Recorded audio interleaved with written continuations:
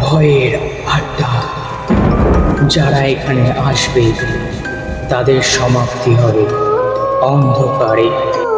Hello বন্ধুরা, welcome back ভয়ের আড্ডার নতুন একটি এপিসোডে। তো বন্ধুরা, আজকে যে ঘটনাটি পাঠিয়েছে তার নাম হল অরিন্দম দাস। তো সে যেভাবে আমাকে ঘটনাটি পাঠিয়েছে আমি ঠিক একইভাবে পড়ে শোনাচ্ছি। তো আজকের ঘটনাটি হলো কালা জাদুকে কেন্দ্র করে। তো চলো বেশি সময় না নষ্ট করে আজকের ঘটনায় যাওয়া যাক।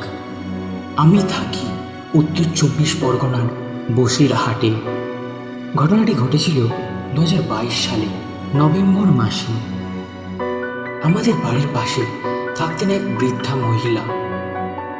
সবাই তাকে কালী পিসি বলে ডাকত। লোকজন বলতো তিনি নাকি কালা জাদু জানেন। প্রথমে আমি এসব অতটা গুরুত্ব দিতাম না, কিন্তু একদিন এমন একটা ঘটনা ঘটল যেটার পর থেকে আমার বিশ্বাস পুরো বদলে যায়। একদিন বিকালে আমি মাঠ থেকে বাড়ি ফিরছিলাম।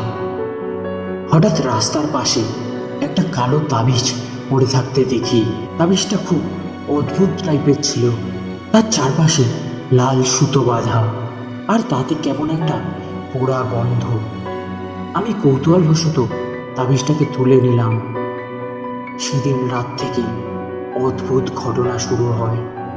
রাতে যখন ঘুমোতে যাচ্ছিলাম হঠাৎ শুনতে পেলাম আমার ঘরের বাইরে কেউ যেন হেঁটে বেড়াচ্ছে। পায়ের শব্দটা পরিষ্কার।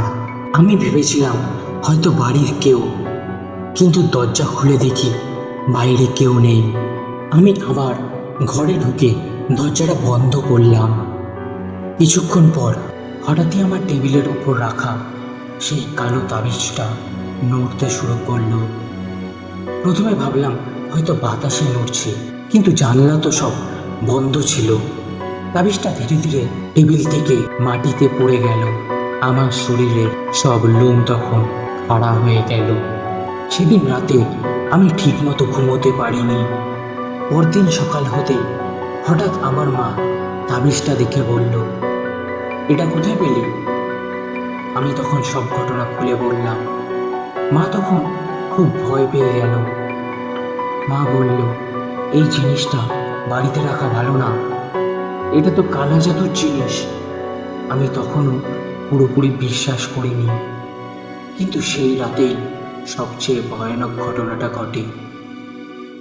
রাত তখন প্রায় 2টো। হঠাৎ আমার ঘুম ভেঙে গেল একটা অদ্ভুত অনুভবে।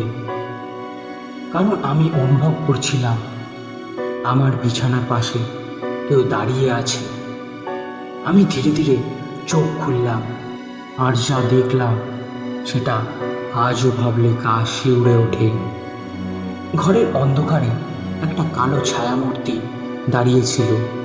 তার চোখ দুটো যেন লাল হয়ে জ্বলছিল। কেন জানি না আমি নড়তেও পারছিলাম না, আর চিৎকার করতে যাব সেই শক্তিটাও ছিল না। মনে হচ্ছিল কেউ যেন আমাকে চেপে ধরে রেখেছে। তারপর হঠাৎ সেই ছায়াটা ধীরে ধীরে খাটের চারপাশ ঘুরতে লাগলো। তারপরে ঘরের লাইটগুলো হঠাৎই জ্বলে উঠল, আর সেই ছায়ামূর্তি মুহূর্তেই অদৃশ্য হয়ে গেল। আমি ভয়ে কাঁপতে কাঁপতে মায়ের কাছে গেলাম আর সব বললাম। পরদিন সকালে আমরা সেই তাবিজটা নিয়ে একটা পুরোহিতের কাছে গেলাম। পুরোহিত তাবিজটাকে দেখে কিছুক্ষণ চুপ করে রইল।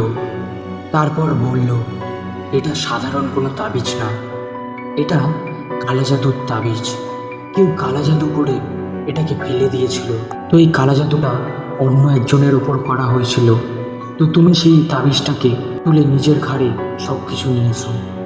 তারপর আরও বলল যে এটাকে এখনই নদীতে ফেলে দিতে হবে। আমরা সেদিনই গিয়ে তাবিজটাকে নদীতে ফেলে দিই। তারপর থেকে আর কোনো অদ্ভুত ঘটনা ঘটে না, কিন্তু আজও মাঝে মধ্যে রাতে ঘুম ভাঙলে আমার সেই কথাটা মনে পড়লে গা শিউরে ওঠে। তো বন্ধুরা, এই ছিল আজকের ঘটনা। ঘটনাটি কেমন লাগলো তোমরা প্লিজ কমেন্ট করে জানিও। আর যদি ঘটনাটি ভালো লেগে থাকে তো লাইক, কমেন্ট, সাবস্ক্রাইব করতে ভুলো না। তো চলো আবার দেখা হবে নতুন একটি এপিসোডে। ততক্ষণের জন্য সুস্থ থেকো, ভালো থেকো। আর বন্ধুরা, তোমরা যদি কেউ আমাকে ঘটনা পাঠাতে চাও তো নিচে দেওয়া ইমেলে আমাকে ঘটনা পাঠাতে পারো। তোমাদের ঘটনা আমরা আমাদের পরবর্তী এপিসোডে শোনাবো।